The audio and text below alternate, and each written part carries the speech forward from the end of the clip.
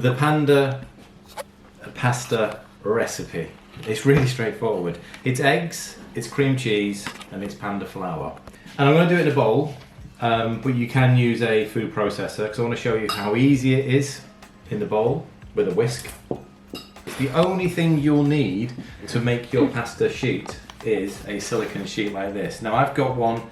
We can drop the link in. It's straightforward. Amazon. I think I paid 11 quid for two. These are 35 centimeters by about 25 centimeters.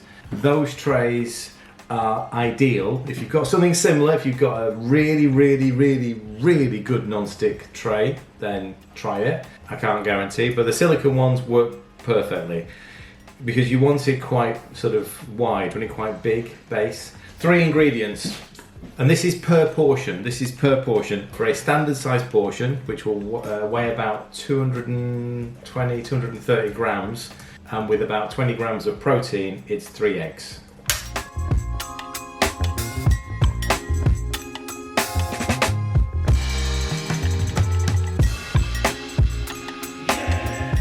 To that is cream cheese, full fat cream cheese. This is just the Sainsbury's stuff. 60 grams of cream cheese.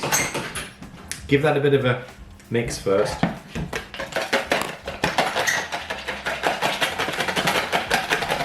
It's just eggs and cream cheese mixed so far. You can use a bullet if you want to use a bullet, any food processor. Obviously you need quite a small one because it doesn't make a huge amount of mix. Right, Panda flour. It comes in a bag like that, okay?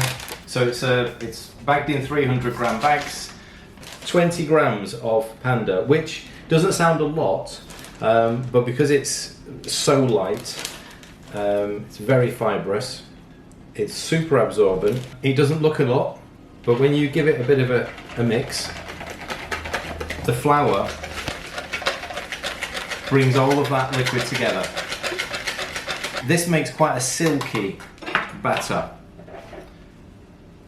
So it's still quite runny.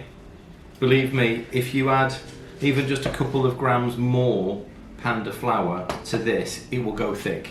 It will go paste thick. And if you add, let's say you add 30 grams, it'll be solid. So that's all we need.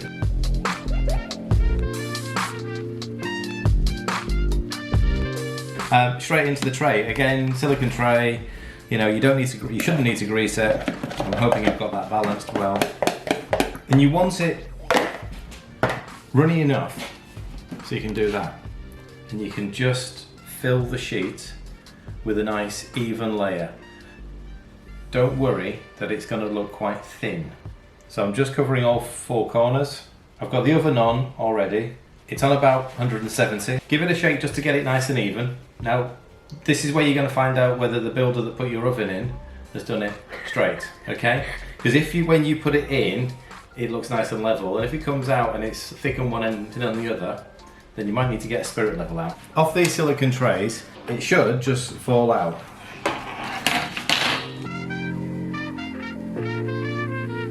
There you go. So, but I do want that to cool down before I start to do anything else with it, so I'm going to stick it. It should be fairly durable. 20 grams of protein, 3.6 grams of carbs. I think it's 23 grams of protein, 3.6 grams of carbs, and 27 grams of fat. 1 portion. For this one, I'm going to cut it into strips, and this is going to go as with the chicken and bacon. Obviously, tagliatelle is easier to do because it's thinner strips.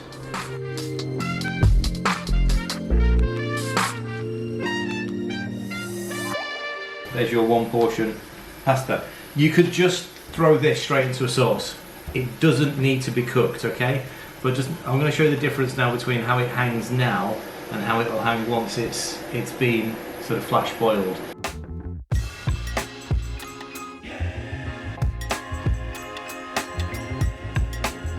I literally do just want to give it, like 20 seconds, 30 seconds, just for it to soften up. Not too much because it will eventually start to break up.